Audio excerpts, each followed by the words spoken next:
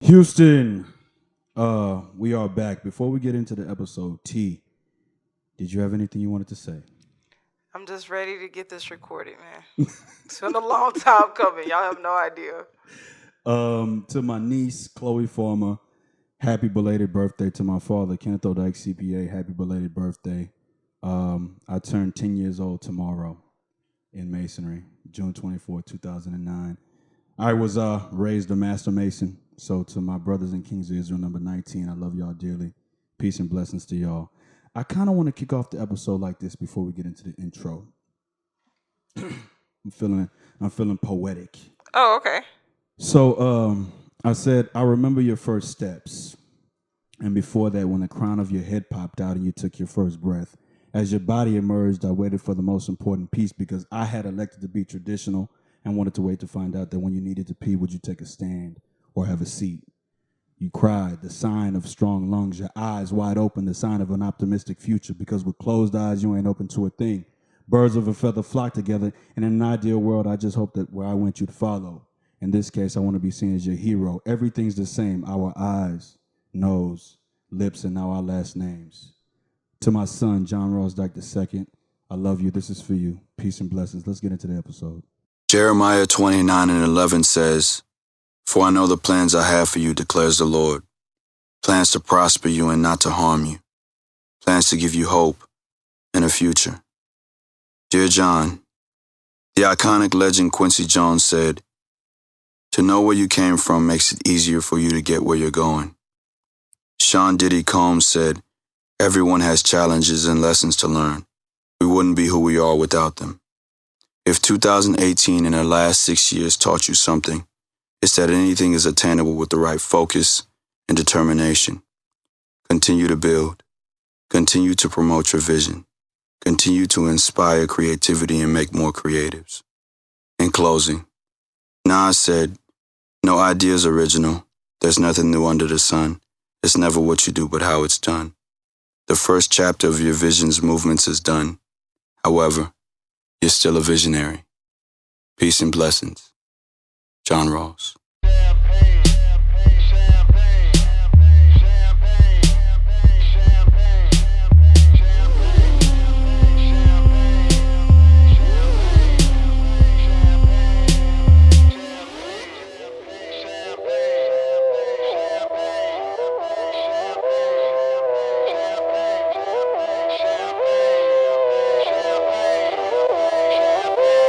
Yo, it feel like 95, Sachi on my body, Biggie, Jigger, Puffy, all that ballin' is a hobby, and I'm wildin' in my body. Houston, Texas, welcome back to episode number 18 of the What's Next podcast, a production of Still Visionary Inc. My name is John Ross Dike I, and before we get started off with the episode T, I want to introduce our social media handles so we don't disrupt the flow of the conversation when we get to that point. You can follow me on Instagram and on Twitter at John Ross Dike and still_visionary. Visit my website at stillvisionary.com. Connect with me on LinkedIn, subscribe to my YouTube channel, and like my Facebook page. T. I am Tempestt_lives on Instagram, and that's all I have. No other social media. No website. I barely have that. I actually do. I'm actually getting my website up and running, and it'll be tempestlives.com. So Okay. Just look out for that. We'll look forward to marketing that for you as well. Appreciate it. Sometimes you don't be on social media like you need to, but it's okay. We're going to work on that. We don't need that. We're going to work on that. Listen, today is June 23rd, 2019, and let me start off the episode by saying this.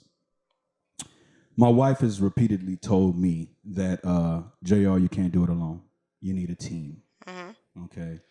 When you think about the teams in hip-hop history, you got Rockefeller Records, State Property, Mobb Deep, Dipset, Outkast, Down South, Goody Mob, SUC, My wife is like, you can't do it by yourself. So Houston, Texas, before we say anything else in the episode, I want to introduce Tempestt Green as my editor. I want to welcome her to Still Visionary Inc. And right now, this ain't the 2000, so I don't have a chain to give you, but what I can give you is free shirts that you need. Thank you, man. Any marketing T-shirt that you need, I can supply that. So Welcome. Thank you. I'm Welcome. glad to be here. Before you say anything else, it's summertime, Houston, Texas. I want to get this out before we get started with the episode.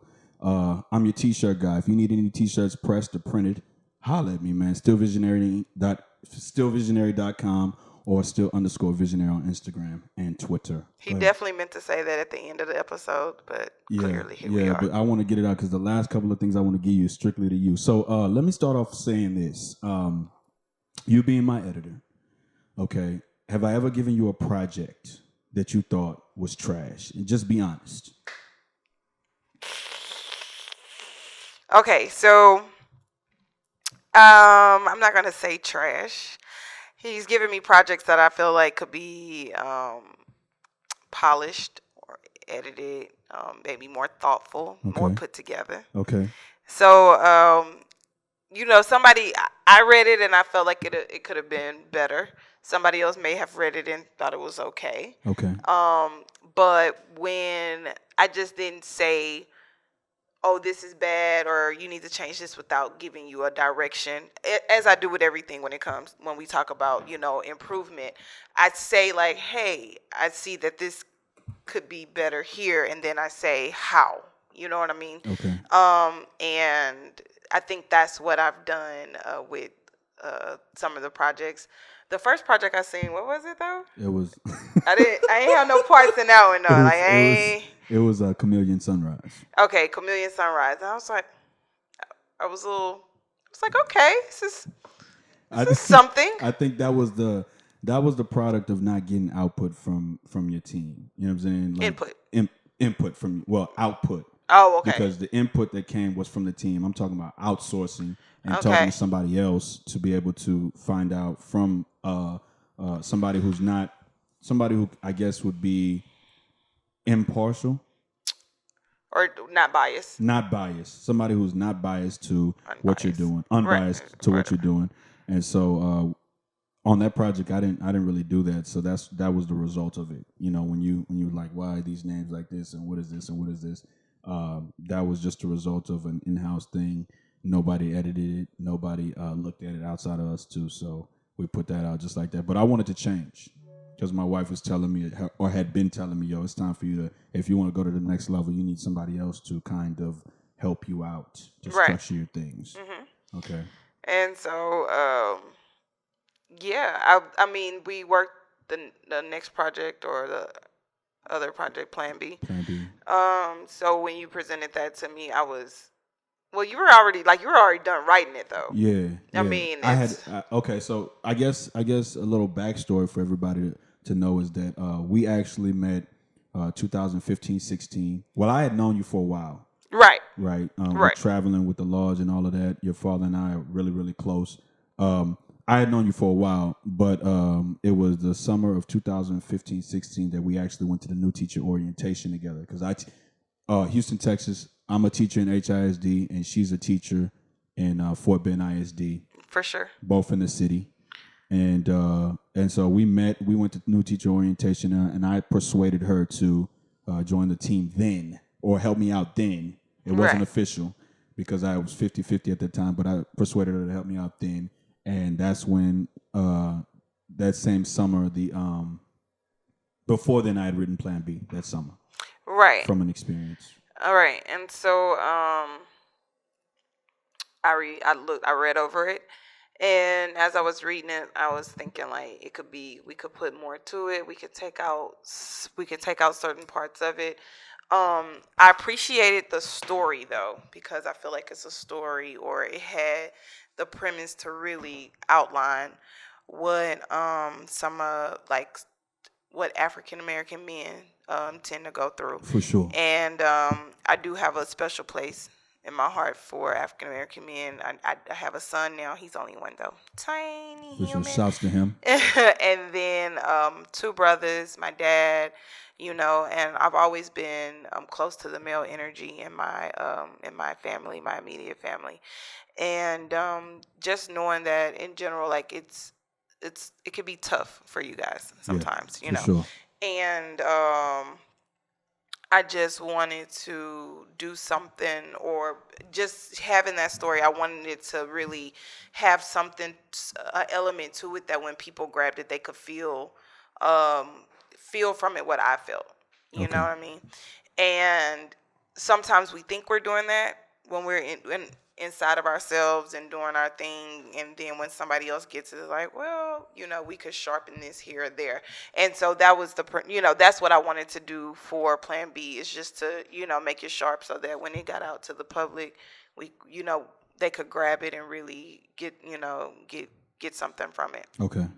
Yeah. Okay. But the story came from speaking on the fact of African American men being slain in America. The story came from, we always get the end result.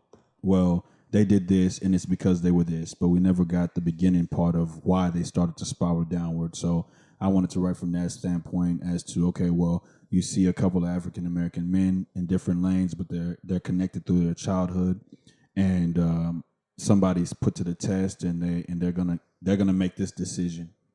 Right. And that decision is what has led people to that decision has been the introduction to people's downfall, and I wanted to show the decision up until the downfall. And so that's where my mind was in writing that project. Yeah. I mean, and that part, you did highlight a lot of that, like just the thought process, the feeling like there's no other way to go, feeling like there is like it has like a sense of hopelessness in that factor, right? When we get to a certain point, and not just African American men, not just men, women, people in general, right? I think it's just a part of like that human dynamic that we hold, that we get to a certain point in our lives where we're trying this and we're trying that, and we don't know, once we get to a certain point of what we feel like is rock bottom. It's like, well, where else do we go? You know what I mean? Like, Mm-hmm. I have to do something drastic, or something that may not be deemed as like the best thing to do, For in sure. order to see the type of movement or improvement, or just a different way in my own life, a different path.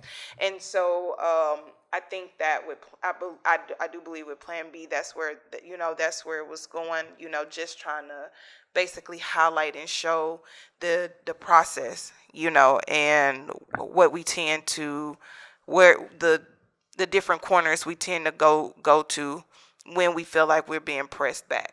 Okay. Right. So for me, I believe that creativity comes from experiences. How much would you attribute your creativity to your profession of being an English teacher? Uh, um, my creativity period plays a big part in my life. All right. Okay. And so, and it allows me to be like, just really be the person I am, and really to be the expressive person that I am, and to think about things in certain ways and certain aspects, not just in order for my own fulfillment, but for the fulfillment of others, so that they can get something out of it, and whatever, get what they need out of it. So when I'm teaching English to my kids, I think about where I was when I really learned to grab hold to reading and writing, because I've always been a reader and a writer. Okay, I'm gonna say this. I started reading at a very young age. I probably completed my first chapter book when I was like 7. Like, and that may be old for some people, that may be young, but I can clearly remember being 7 when I completed my first chapter book, and I know I was like 8 when I wrote my first poem. Right. And so, but I remember what that feels like. But even then, I wasn't perfect at either one. Right. So I grew.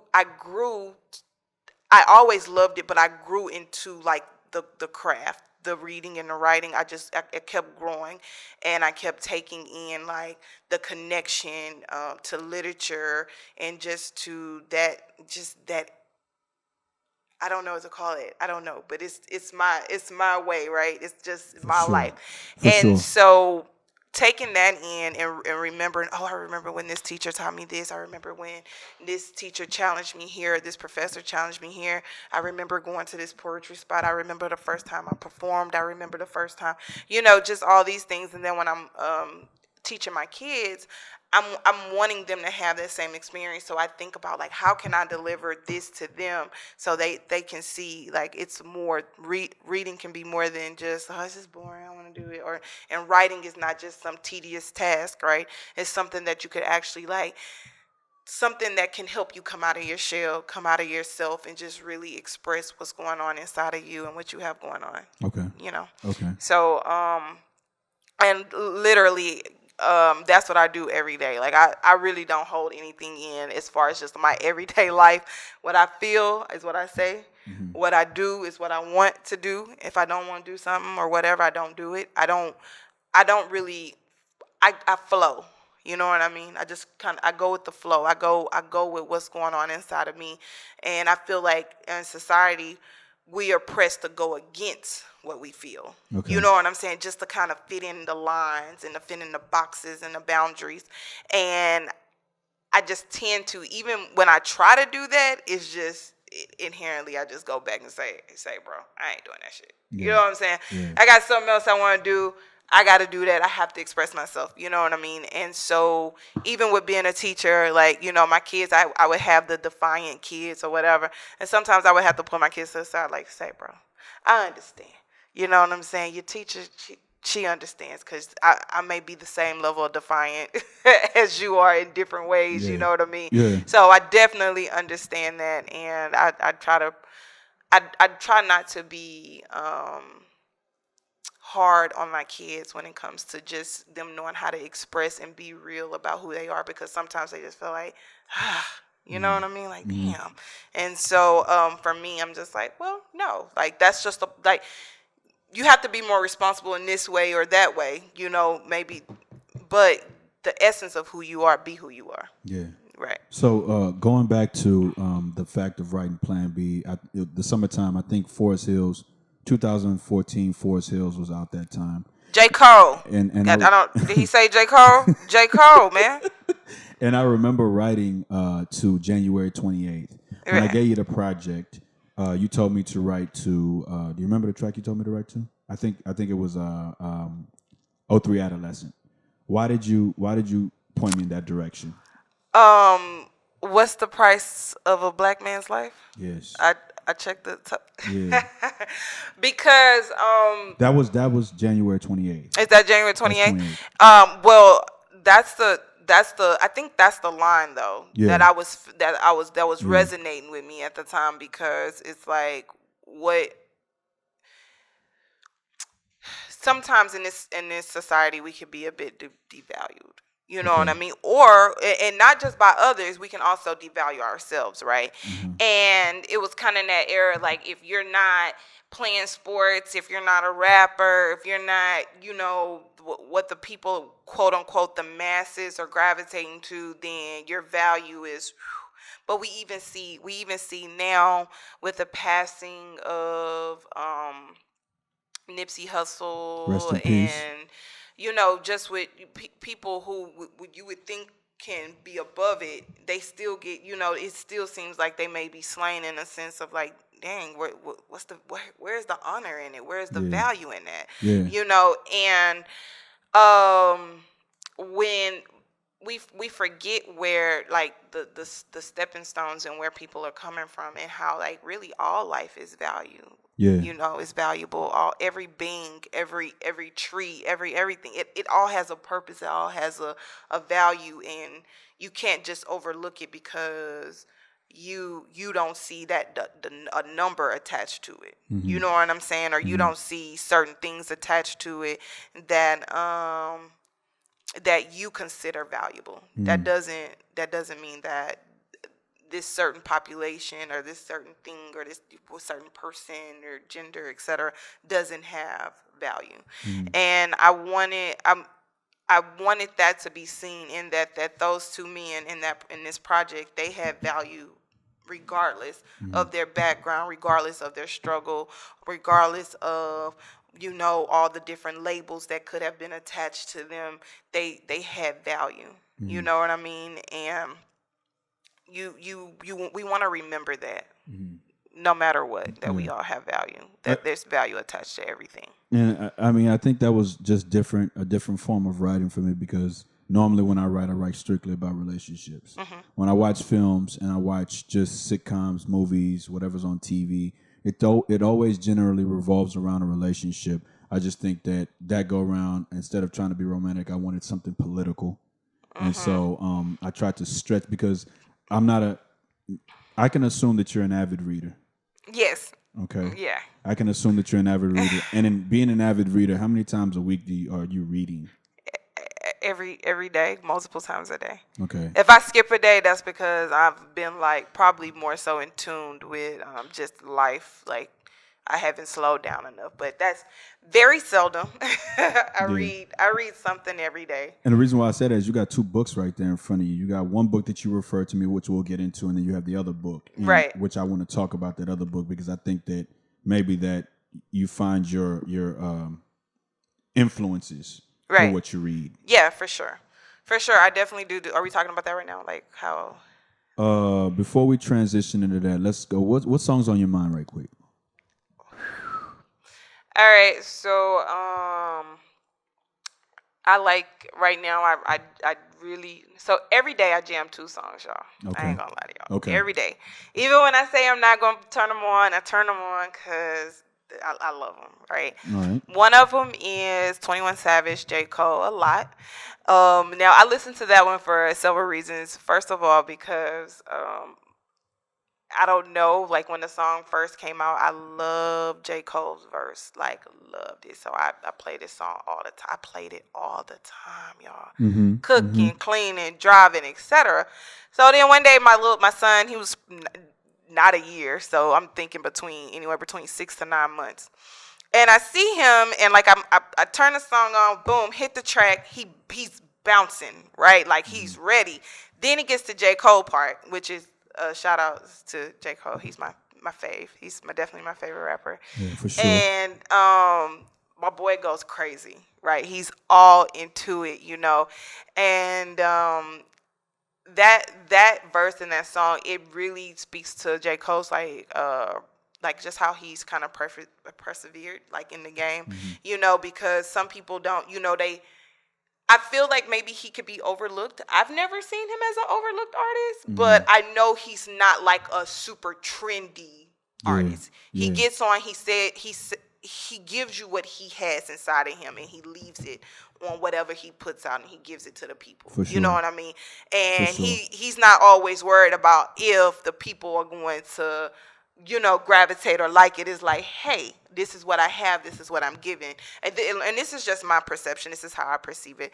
And when he puts it out, whatever it does, music-wise, numbers-wise, it either does or it doesn't. And I don't know if y'all know, but as far as I know, it does, right? Yeah. He delivers. Yeah. But I think lately, as he's been going through his own transition, he's starting to see, like, you know what? I'm gonna do more and in a different way. Like I'm gonna put myself out there, not just in my own bubble, but I'm a crossover. You know what I mean? Mm-hmm. So he's been doing records. He did that record with 21 Savage, but he's been doing records with a lot of different artists. Did one with Offset. Yeah, and I think it's just to show like I'm here type of thing. And as I transition, as I make the different transitions in my life, I'm ready to put myself out there more like, hey, I'm here. I've always been who I am. Yeah. I'm always going to be who I am, but just with a more of a presence. For sure. And then the other song is Nipsey, Hustle and Motivate. I love that song. First of all, we know it's sampled, like it has like the Annie sampled and you got like the Jay-Z, and y'all just do yourselves a favor and literally listen to the Annie sample, listen to the Jay-Z, then listen to his, because like just that flow is nice. Me and my daughter and I, we did it one day and we were like super hyped. But anyway, so with that song, it literally, when I hear the hustle and motivate, I just feel like that's where I'm at in my life. Yeah, with hustling, I want to hustle, motivate, and I I always feel like I had a dynamic of motivating down, especially being an educator, just naturally being an educator, not just in the classroom, but with just people around me. You know what I mean? I always want to share anything that I know that I feel like will help, that'll advance, that'll give a person a different outlook in life, and that'll grow them and help them. I'm not just doing this for myself, right? Yeah. And I feel like, he says this, I'm not doing this for nothing.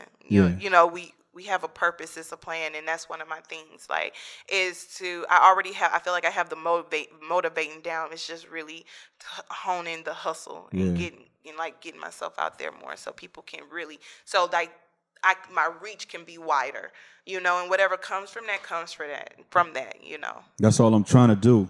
Right. Hustle and motivate. R.I.P. Neighborhood Nip. For me, I'm going to go, I want to do 3 today. I want to do Old. I want to do Fred Hammond, Keep in My Mind. I want to do J. Cole, 03 Adolescent. Yeah.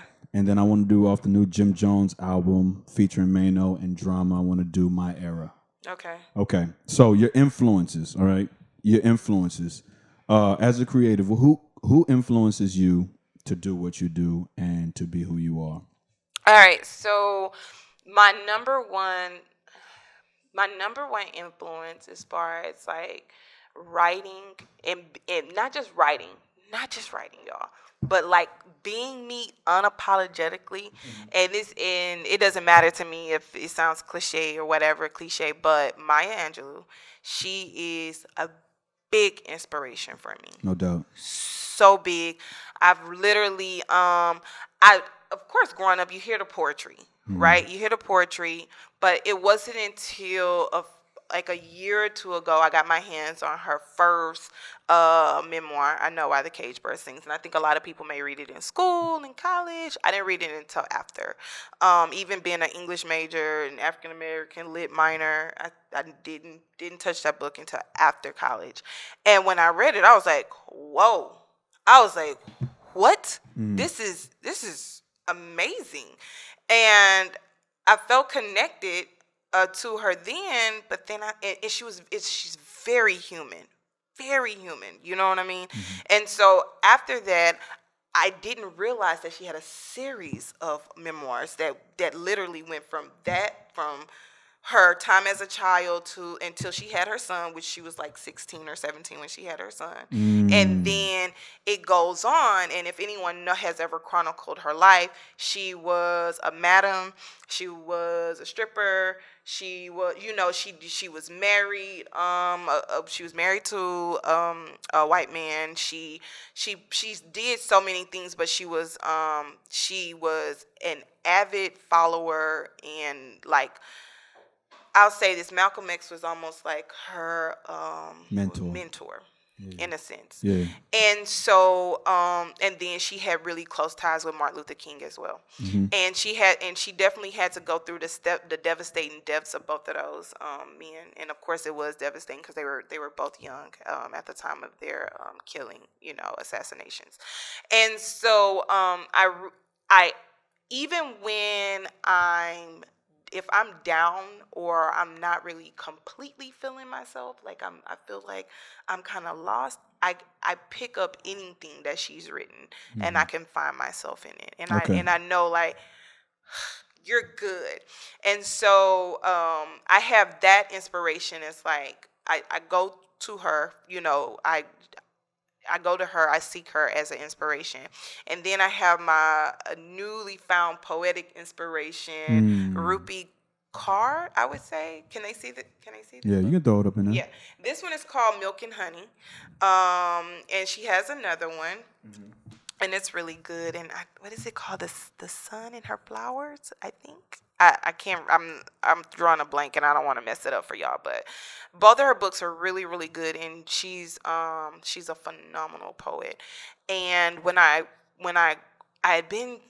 seen her like on Instagram, long time ago. Like, I mean, when I say long, a few years ago, I seen her on Instagram and I started following her. And then if anyone knows me in social media, I'm very sporadic. One minute I'm like avid, and the next minute I feel like it's kind of sucking the life out of me. So I'll just like toss it, like delete my accounts, whatever, and then I'll start over. Yeah. And so I did that, and when I came back, I was like, someone referenced her in one of their posts, and so I went back, and I was like, she resonated, and I was like, okay, I got to go get her books. I got to go read them.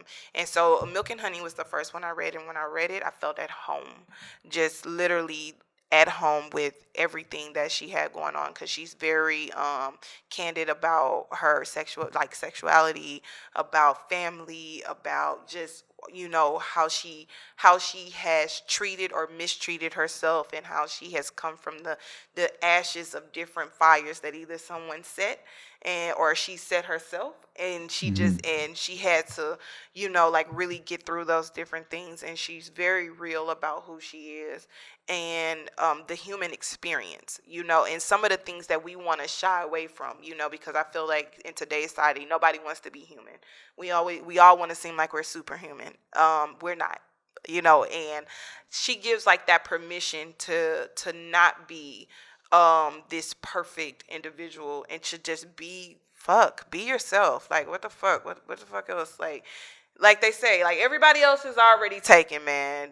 Be yourself. You have nothing to lose in that, and be dedicated to that, to just being present and being you, And so I feel like she has been a strong recent inspiration for me, because when I go inside of my writing, I release more now.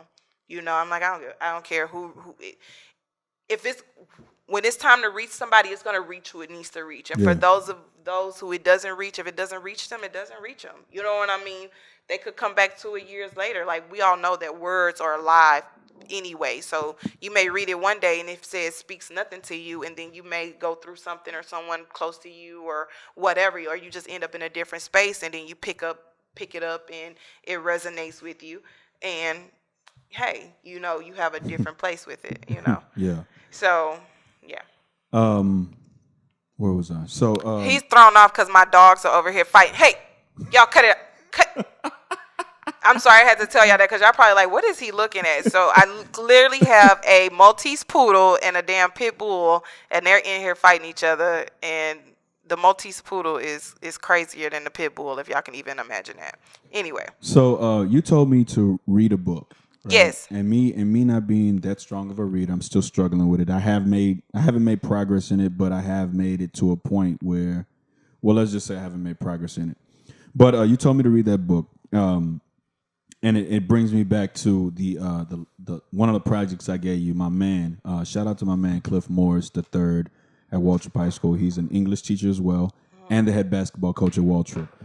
He writes me a project dedicated to me having a kid, and the project basically covered the conversations that we had over the course period of the prior years, traveling together while we had basketball games, and even the current year after the fact of me telling them that my wife was expecting. Right, so I pass it along to you, and you read it. Tell me what you thought about the project. So the minute that I read it and I loved it. Okay, like it was hands down. I loved it, and as I was reading it, he referenced a book, or he referenced the title in there, and when and I was like, well, wait a minute, who's this by? You know what I mean? Like, what's going on here? And it made me think about, I'd recently read Between the World and Me by Ta-Nehisi Coates, and. Yeah, I'm trying to read it. Right, and I definitely told him to grab a copy, but I bought it. It's in my bag right now. I'm reading. Good. That's okay, because just give him about a month. He'll be done with it. Give him a month. No, I'm being like we're exercising patience right now, because I'm gonna check in with him, because I'm getting ready to reread it. So a month is that month for a person who hasn't read a book in a while, since college, or what? How long should it take me to read the book? Oh, that depends on you. But okay. I'm just giving you. You're giving me a month. I'm giving you a month. Okay. I'm telling you to get your life together in a month. What is this guy talking about? Okay. So, you drew parallels from the book. Why so? Because this book was it's basically written to his son. Okay. word for word. He tells his son basically where he's come from in different spots in his life, and he's telling his son, just basically outlining what's going on in the world today with African Americans, and especially African American men, and how, the devalue that's attached to you all's bodies. You know what I mean? For sure. And he does, and he makes a reference to African American women too, and saying that if y'all think we going through something, like, don't you, like, the African American female body has went through even more, and it's not even publicized as much, right? Not all the time. And so but basically he was just telling his son, like, hey, this is where we are. But he was like, it was like he was giving him um somewhat of a warning, but more of hope. Mm-hmm. You know what I mean? Mm-hmm. And it's like, and this man he has a certain fear, and I don't want to say it's unwarranted. It's very warranted, and it's kind of a part of that body, because historically we've went through a lot, But he also lets his son know, like, hey, I can't be the same man my father was, and you can't be the same man I was. And I felt like, and my younger brother and I, because he puts me on to a lot of the books, and him and I were talking about that. And it's just the ideal of, we're not in, like, we didn't grow up in the civil rights movement, right? But sure. we have people before us who did. And so where they had to, like, kind of carry themselves in a certain way, us, with whatever struggle we're going through, we have to carry ourselves in a certain way, and that way is not always going to look the same, right?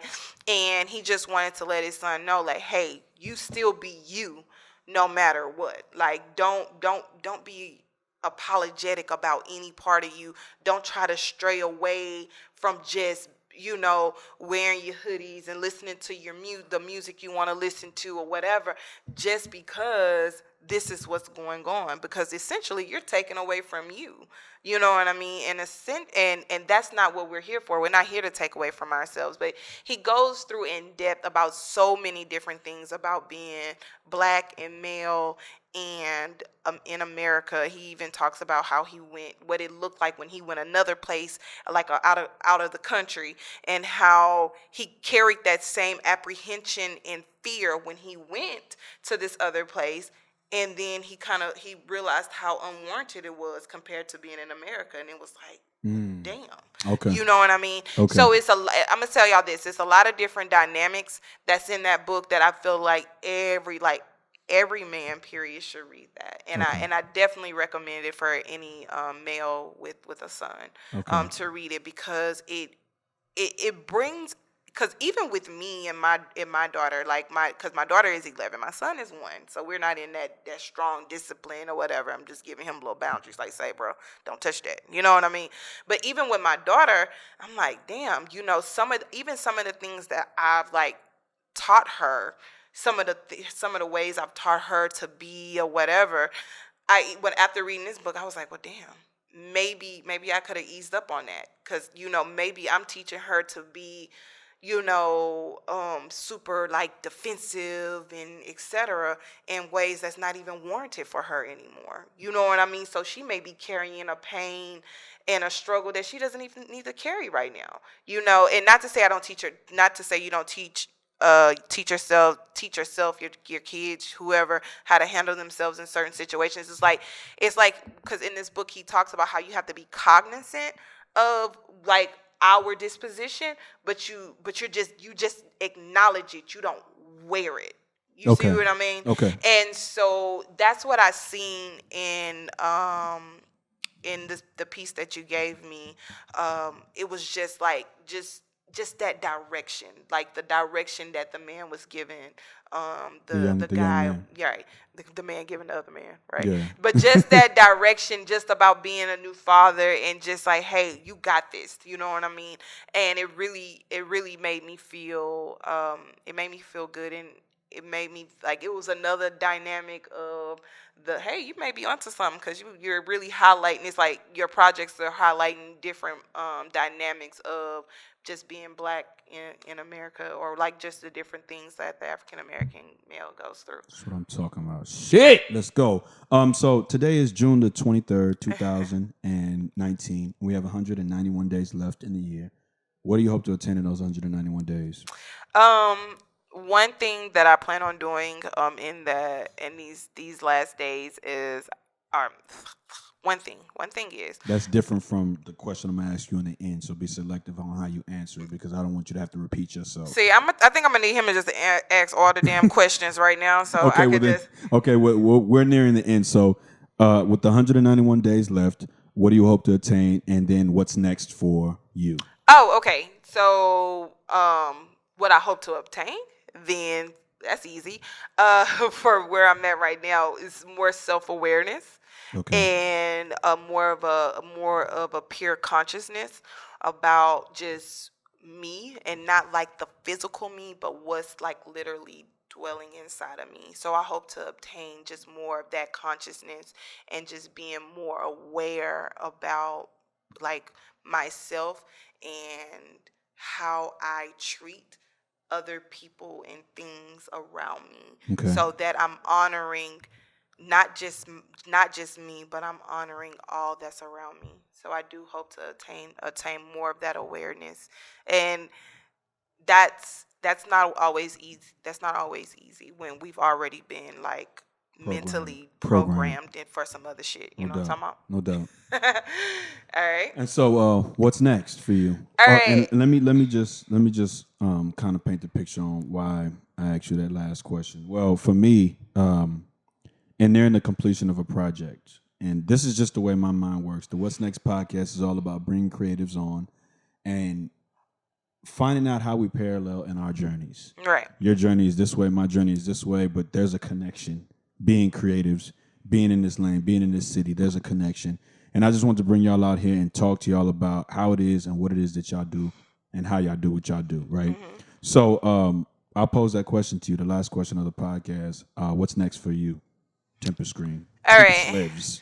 So, I have a few things that I've been working on for I don't want to say a while, but within this last year. I have 2 books that I've been working on. One, I'm not going to say what kind of book it is, because it's kind of my baby that I've been nourishing. So I'm not ready to. I'll be ready to put it out soon, but not yet. But I definitely plan on having it out before the end of the year. And then another book is a poetry book that I've been working on, and yeah, I'm actually excited about it because I feel like it's going to really highlight different levels of just my existence, period. And then, Lord, I have had a million, gazillion, thousand blogs. I know, okay?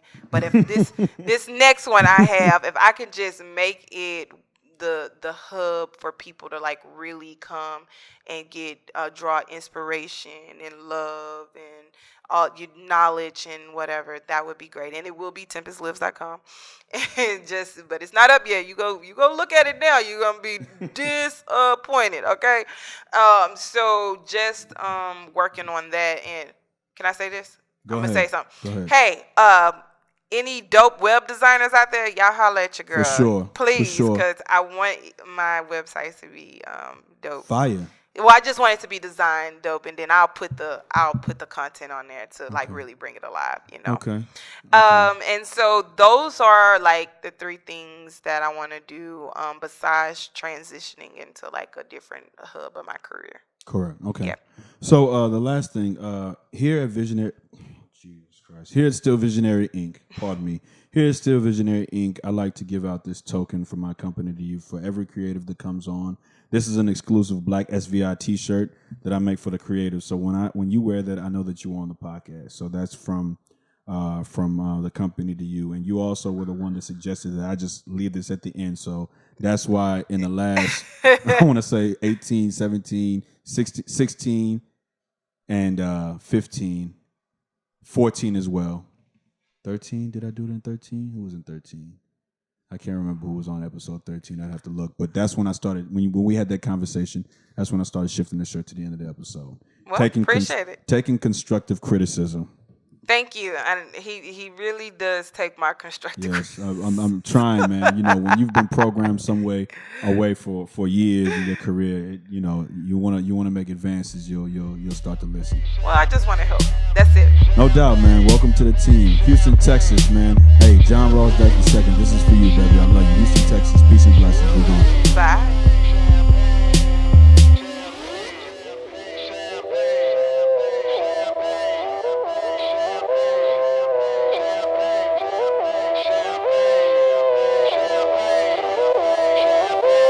Yo, it feel like 95, Sachi on my body, Biggie, Jigger, Puffy, all that ballin' is a hobby. And I'm wildin' in my wallies, and them valleys, no Pilates. More way get you more wet, nah that's these Spumante. My crystal ball, I see crystal, I crystal y'all with that. I saw the sign like Ace of Spades, that Ace of Spades get cracked. I'm like, cheers to the money guys, the Willie niggas who buy them bottles, and then they spill these liquors. Yo, salute my dude, I see you, dawg. 5 bottles, 1 dick, why I need 2 bras? I know I'm out of line, but love is shower time. You know it rose rain when your cloud is 9. Get off that high-ass hussy, this a private party. Been on my dick too long, your breath on private party. You gon' be nice or naughty, these walls on priceless Audi. This the upper crust, fuck is up. Over and done, overdose. Guess we did it.